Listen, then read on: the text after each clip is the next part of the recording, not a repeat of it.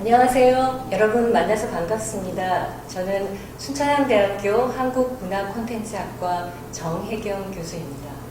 지금 제가 나와 있는 이곳은 순천향대학교 향설기념중앙도서관 1층 멀티미디어 존에 있는 북카페입니다. 향설기념중앙도서관은 한국건축문화 대상을 수상한 건물인데요. 전체적인 아름다운 외관과 내부의 세련된 공간을 여러분들한테 모두 보여드리지 못해서 조금 아쉽습니다. 자, 그러면 제가 여러분한테 조금 더 가까이 다가가서 이야기를 나눠보도록 하겠습니다.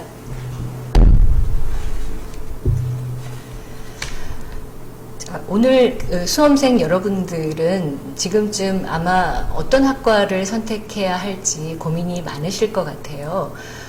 그 대학의 학과 홈페이지를 들어가서 여기저기 살펴보시면 아마 그 학과에 대해서 중요한 정보를 알 수 있으실 테지만 사실 낯선 홈페이지에 들어가서 중요 정보를 빨리 알아챈다는 것은 쉽지 않은 일입니다.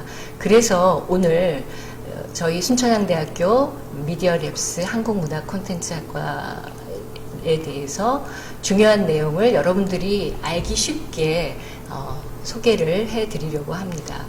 이벤트가 있습니다. 좋아요를 눌러주시거나 지금 생방송 중에 좋아요를 눌러주시거나 댓글을 달아주시는 고등학생 선착순 100분에게 버거킹 와퍼 세트를 쏩니다. 많이 참여해주세요. 자, 그러면 먼저 제가 여러분한테 뭔가를 들려드릴 텐데요. 잘 집중해서 들어주세요.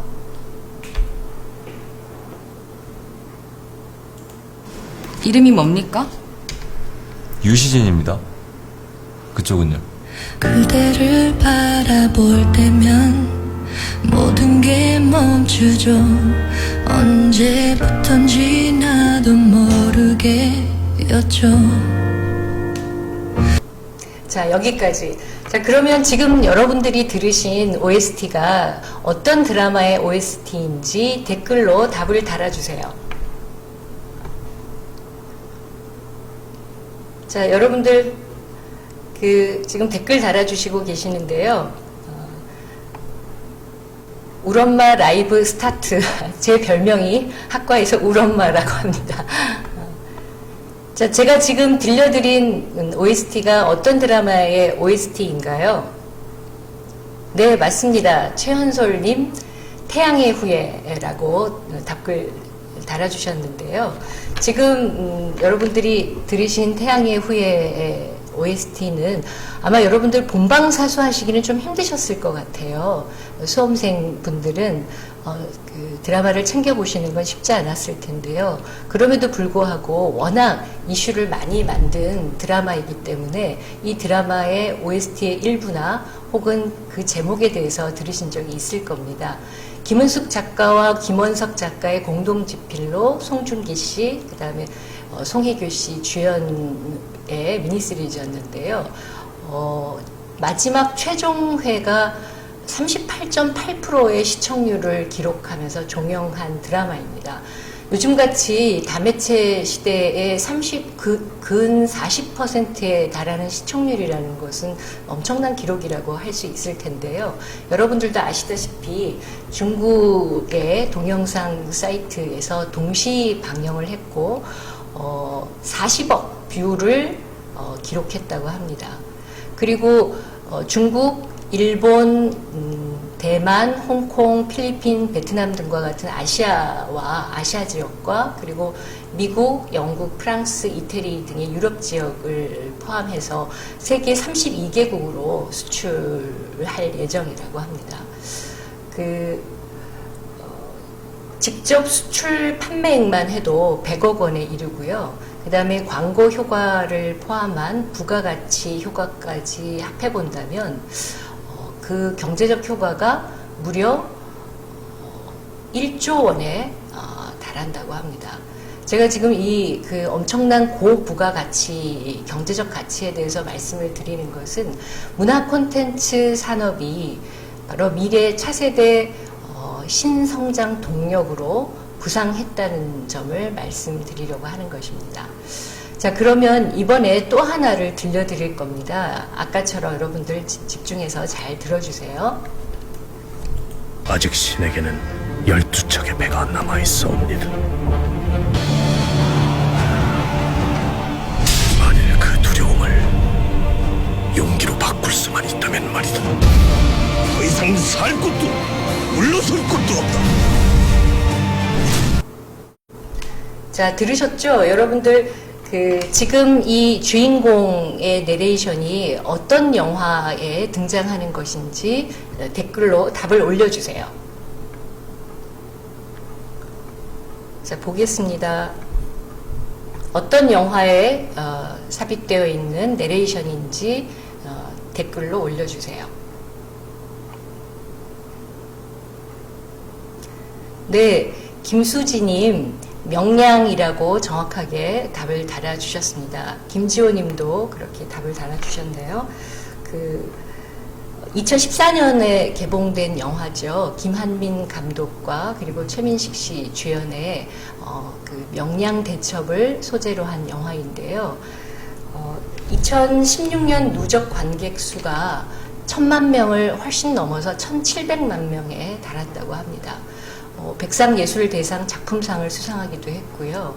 그리고 남자 최우수 연기상을 수상한 바 있는 영화 명량의 내레이션을 들려드렸습니다. 위태로운 시대를 살아가고 있는 사람들이 위대한 리더의 삶을 보려고 극장을 찾았었던 기억이 납니다.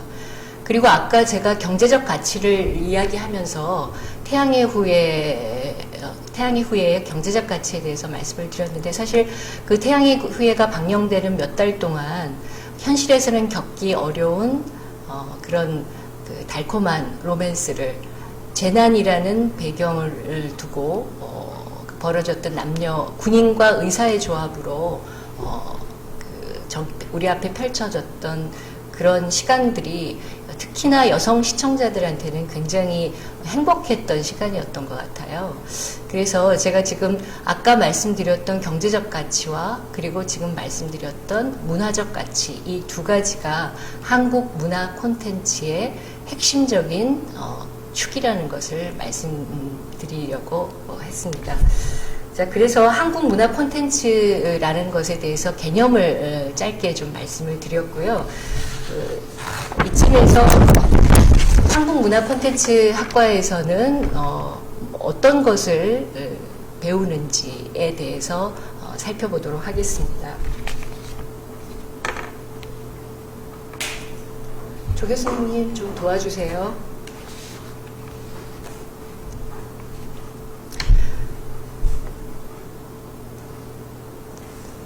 자, 여러분들이 참여하셔서 지금 댓글을 달아주고 계시는데요. 먼저 원천 소스로서의 한국 문화 전반을 배우게 됩니다.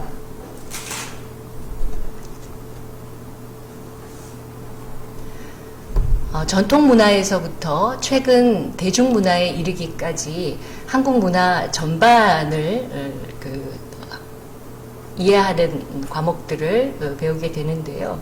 사실 단군 신화에서부터 최근 한류에 이르기까지 시대의 흐름을 호흡하면서 축적되어 온 한국 문화의 면면을 살펴보는 여러 가지 교과목들이 배치되어 있습니다. 자, 그리고 한국 문화가 스며들어 있는 흥미롭고 감동적인, 그리고 인간을 새롭게 이해할 수 있는 이야기를 발굴하는 것이 무엇보다도 문화 콘텐츠에서는 중요합니다. 그래서 현대소설, 그리고 드라마, 영화, 웹툰, 게임, 이런 장르들에 들어있는 이야기를 공부하게 되는데요. 신화, 민담, 전설 등과 같은 고전 서사에서부터 시작해서 현대 소설에 이르기까지 이야기 장르를 같이 살펴봅니다. 최근에 그 맨 부커상을 수상한 한강 작가의 채식주의자, 독일 언론은 이 채식주의자라는 연작을 카프카가 연상되는 그런 문학이다라고까지 찬사를 했는데요. 그 어떤 이야기를 다루었길래 이런 해외 언론에서도 주목하는지 그런 요소들을 같이 살펴봅니다. 그리고 또 여러분들 잘 아시는 것처럼 아마 들어보셨을 거예요. 정유정 작가의 7년의 밤이라든지 최근에 출간된 종의 기원이라든지 이런 소설의 흥미로운 이야기, 흥미진진한 이야기, 그리고 감동적인 이야기, 이런 이야기를 각 장르에 걸쳐서 공부하게 됩니다.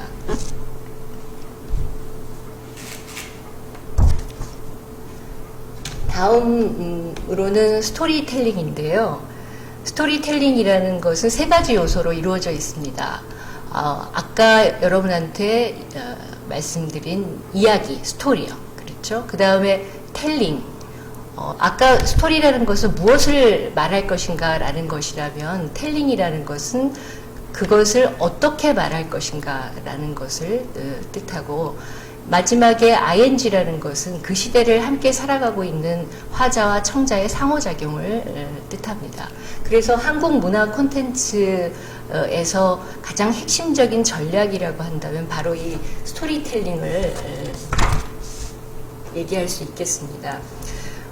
예를 들어서 스토리텔링이라고 하면 여러분들 뭐 가장 잘 알고 있는 소설, 드라마, 영화와 같은 그 이야기 장르에서 예를 들어 미생이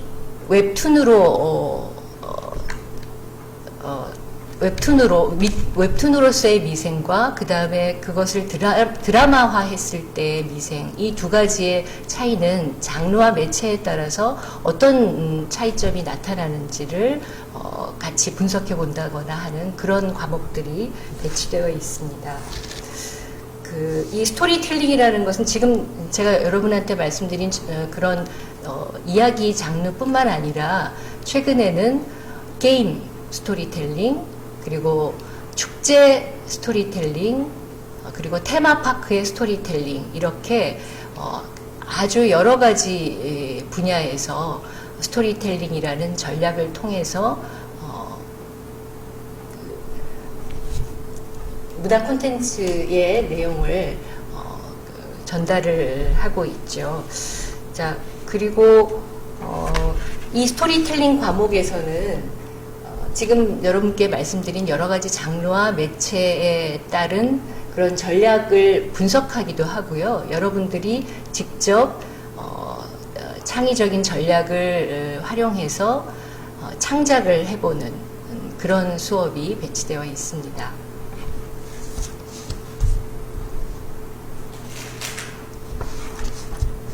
다음은 문화 콘텐츠 설계의 성격을 가지는 커리큘럼들이 있는데요. 문화 콘텐츠 설계라고 하면 우리가 흔히 문화 콘텐츠 기획이라고 하는 그런 영역이라고 말씀드릴 수 있겠습니다. 기획이라고 하면은 아까 말씀드린 것 같이 스토리, 좋은 스토리, 감동적인 스토리, 인간을 좀 더 깊이 있게 이해할 수 있는 그런 스토리들을 발굴하고 찾아내고 또 거기에 또 다른 스토리를 얹고 그렇게 해서 그것이 최종적으로 소비자들에게 혹은 수용자들에게 향유될 수 있는 어떤 그 작품으로 가게 되는 그 전반적인 영역을 모두 총괄하는 분야라고 할 수 있겠습니다. 문화 콘텐츠 설계 기획 분야의 커리큘럼들 다음에는 제작, 예를 들어 영상 콘텐츠 제작이라든지 콘텐츠물 제작 과정이 제작 과정을 배우는 커리큘럼들이 있는데요. 그리고 제작하기 위해서는 그리고 그 설계를 하기 위해서는 문화 테크놀로지, 요즘 CT라고 말하는 다시 말하면 콘텐츠를 문화예술 콘텐츠를 구현하는 기술이라고 말할 수 있죠. VR이라든지 요즘 말하는 VR이라든지 그런 기술들을 배울 수 있는 과목이 배치되어 있습니다. 근데 여러분들 보시면 알겠지만 여기 동그라미들이 이 4개의 영역보다는 조금 작은 원으로 이루어져 있어요. 마지막 볼까요? 마케팅, 콘텐츠 마케팅 분야의 과목도 배치되어 있습니다. 사실 그 수용자들의 니즈를 제대로 알지 못하고서는 이 설계를 한다라는 것이 쉽지 않을 겁니다. 그래서 마케팅 분야의 과목, 그 다음에 그 소비자들의 니즈를 파악하고 그들이 어떤 이야기를 원하는지를 기획하는 단계, 그 다음에 제작하는 단계, 제작을 하는 단계에서는 콘텐츠를 문화예술 콘텐츠를 구현할 수 있는 기술, 이런 과목들이 필요합니다. 근데 이렇게 작은 원으로 되어 있는 과목들은요, 우리 그 한국문화콘텐츠학과에서 집중적으로 다룬다기보다는 사실 졸업 후에 취업을 했을 때 문화 콘텐츠 기획을 하는 사람으로서 제작이나 마케팅이나 그 기술들에 대해서 어느 정도 이해할 수 있는 기반이 되어 있어야 개발자들과 제작자들과 충분한 소통을 이룰 수 있습니다. 그래서 그 본격적으로 배우는 이 4가지 영역 외에 작은 원으로 표시되어 있는 이 3가지 분야도 역시 배우게 될 겁니다. 지금까지 대체로 키워드 중심으로 한국문화콘텐츠학과에서 배우게 되는 그 영역들을 여러분들한테 설명드렸는데요. 잠깐 그러면 댓글을 볼까요? 김지호님이 콘텐츠 제작 활동은 어떤 것들이 있나요? 하셨는데요. 예를 들어 영상 콘텐츠 제작이 가장 대표적인 제작 활동이라고 할 수 있겠죠. 그리고 요즘 아까 제가 말씀드린 것처럼 요즘은 다매체 시대이고 그리고 장르도 굉장히 그 분화되어 있는 상황이기 때문에 영상 콘텐츠뿐만 아니라 기타 다른 장르의 콘텐츠들도 제작 연습할 수 있는 그런 과목들이 있습니다. 자, 그 다음에 또 어떤 질문 있나요?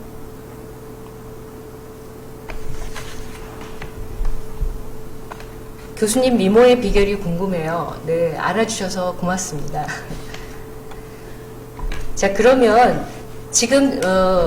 지금까지 한국문화콘텐츠학과에서 무엇을 배우는지에 대해서 여러분께 간략하게 말씀을 드렸는데요.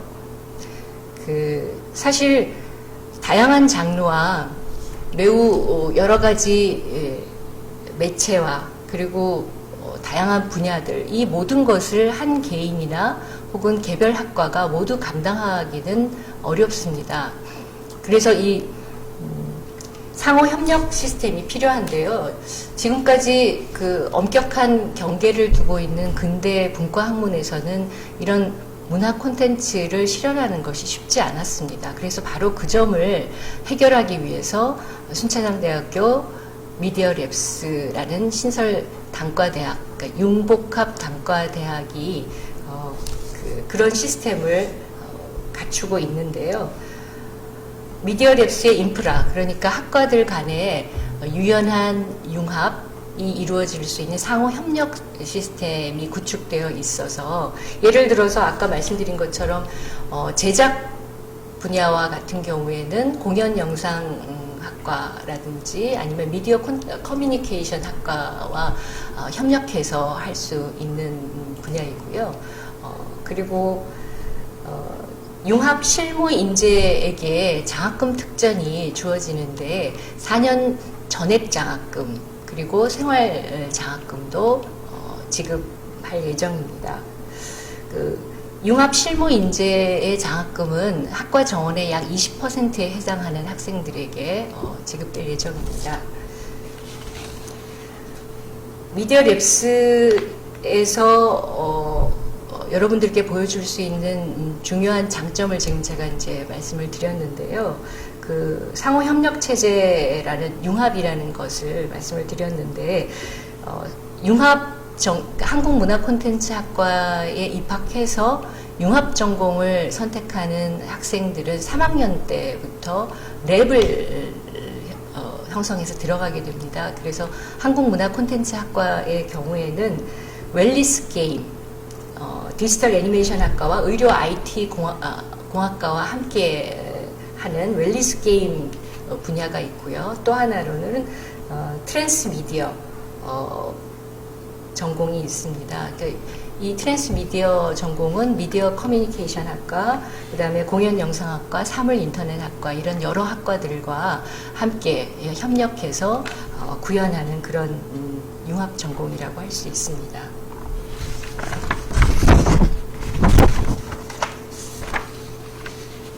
자, 여러분들 혹시 궁금한 거 있으면 댓글로 올려주세요. 지금까지 한국문화콘텐츠라는 것이 무엇인지, 그리고 순천향대학교 미디어랩스 한국문화콘텐츠학과에 들어오면 어떤 공부를 하게 되는지, 무엇을 배우게 되는지에 대해서 말씀드렸고요. 그것과 함께 미디어랩스가 갖추고 있는 융합 인프라에 대해서도, 그리고 장학금 특전에 대해서도 말씀을 드렸습니다. 김지호 님이 댓글 달아주셨는데요. 한국 문화 콘텐츠를 공부하면 나중에 어떤 진로에 도움이 많이 될까요? 교수님, 이렇게 말씀하셨어요. 자, 화면이 잠깐 안 보이네요. 네, 김지호 님 질문한 것에 대해서 마침 제가 준비해온 졸업 후 진로에 대해서 말씀을 드리겠습니다. 아까 어떤 이야기를 어떻게 구현할 것인가라는 그런 스토리텔링 영역에 대해서도 말씀을 드렸는데요. 그래서 여러분들 소설 쓰고 싶으신 분들, 그 다음에 방송 대본, 드라마, 영화 시나리오, 웹툰 스토리 이런 것들을 쓰고 싶으신 분들을 환영합니다. 자, 그래서 우리 한국문화콘텐츠학과를 졸업하게 되면 지금 말씀드린 것 같이 작가로 활동할 수 있는 분야입니다. 드라마 작가, 방송 작가, 웹툰 스토리 작가, 그리고 저희 학과에는 게임 스토리텔링을 전공하신 교수님이 계십니다. 그래서 게임 스토리 작가라든지 이런 창작 활동 분야의 작가로 진출할 수 있습니다. 그 다음에는 한국 콘텐츠 진흥원, 보통 코카라고 하는데요. 한국 콘텐츠 진흥원이나 지역에 있는, 예를 들어서 충남 문화산업진흥원이라든지 이런 정부기관과 지자체에서 문화 콘텐츠를 기획하고 또 마케팅을 통해서 제작하거나 여러 가지 지원 사업들을 정책을 수립하는 이런 분야에 진출할 수 있습니다. 그리고 방송 출판 언론계는 물론입니다. 방송 구성 작가, 그리고 카피라이터, PD, 출판 기획자, 잡지 편집자, 기자 등 여러분들이 좀 지금까지 익히 알고 있는 방송 출판 언론계에도 진출할 수 있는 것은 물론이고요. 그리고 일반 기업체의 홍보부서, 기획부서로도 진출할 수 있습니다.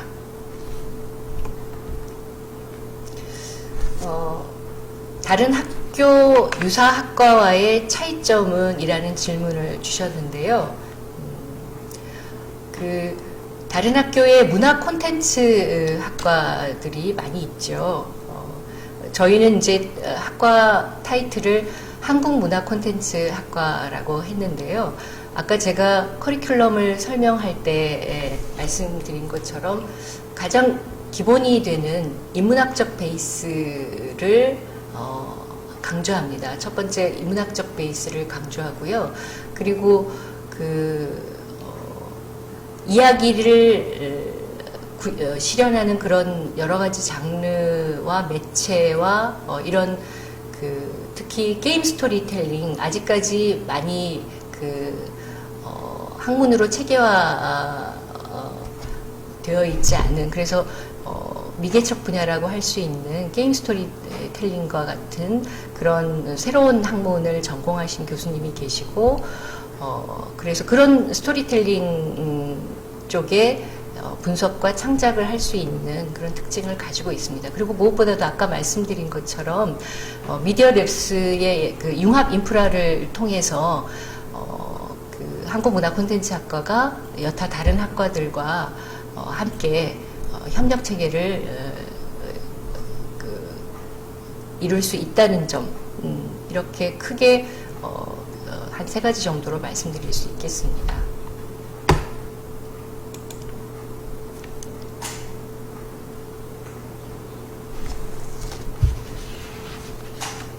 자, 여러분들 응원의 메시지 많이 보여주고 계신데요. 오늘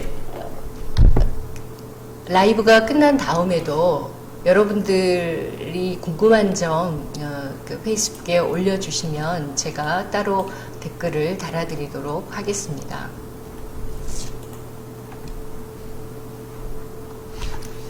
자, 그러면 오늘 여러분과 만나서 순천향대학교 미디어 랩스의 한국문화콘텐츠학과를 소개해 드렸는데요. 내일 25일 금요일에도 역시 저희 순천향대학교의 의료과학대학의 의료생명학과 이미영 교수님께서 페이스북 라이브를 해주실 예정입니다. 질문이 들어와서 제가 하나 더 말씀드리겠습니다. 인턴 어디로 갈 수 있어요? 라고 하셨는데요. 네, 저희가 산학협력을 많이 강조하고 있습니다. 그래서 현장 실습은 물론이고요.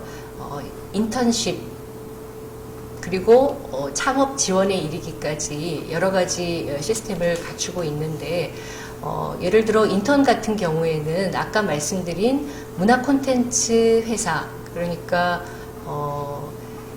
콘텐츠 유통회사 혹은 드라마 제작사 혹은 문화 콘텐츠 제작사와 같은 그런 회사들, 그리고 또 문화 콘텐츠, 교육 콘텐츠 회사들, 이런 쪽에도 인턴십을 보낼 예정입니다. 질문이 또 들어왔는데요. 어떤 사람에게 어떤 적성을 가진 학생이 들어오면 좋을까요? 라는 질문이었습니다.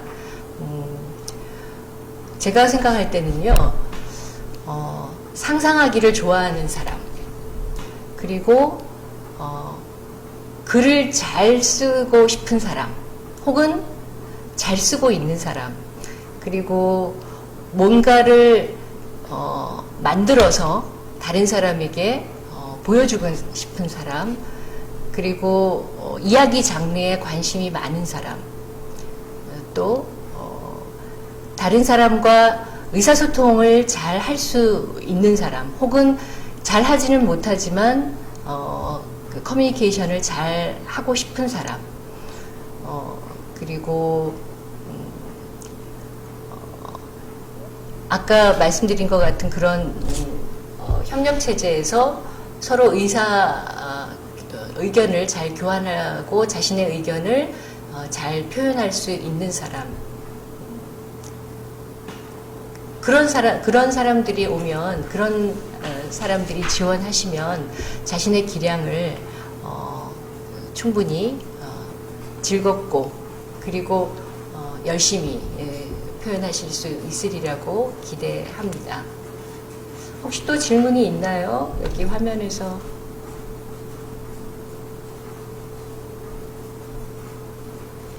잠시만요. 창작 활동을 하고 싶은데 그런 수업이 많습니까? 라는 질문을 해주셨습니다. 이야기 창작하는 수업들이 배치되어 있는데요. 소설 창작이라든지, 그 다음에 아까 말씀드린 것처럼 드라마, 대본, 그리고 영화 시나리오, 그리고 웹툰 스토리, 이런 다양한 장르의 이야기를 다른 기존의 그런 나와 있는 이야기를 분석하는 것과 그 다음에 자신이 직접 그런 창작을 해보는 수업들이 있습니다. 라디오 작가가 꿈인데 도움이 될까요? 라는 질문 하셨는데요. 예, 물론 그렇습니다. 지금 그 라디오 작가, 라디오 작가도 그 청자들과 소통할 수 있는 그런 이야기를 구성하는 작가이니까 당연히 한국문화콘텐츠학과에서 인문학적 베이스를 통해서 이야기를 발굴하고 그 다음에 그 이야기를 수용자들이, 이용자들이 충분히 향유할 수 있는 그런 콘텐츠를 만들어내는 작업인 만큼 한국문화콘텐츠학과에 오시면 충분히 그 역량을 기르실 수 있을 겁니다. 자, 오늘 여기까지 순천향대학교 미디어랩스 한국문화콘텐츠학과에 대해서 소개해 드렸습니다. 여러분들 좀 더 질문 있으시면 미디어랩스 홈페이지에 들어오셔서 질문해 주시면요, 개별적으로 답글을 올려드리겠습니다. 여러분 오늘 만나 뵙게 돼서 반가웠습니다. 고맙습니다.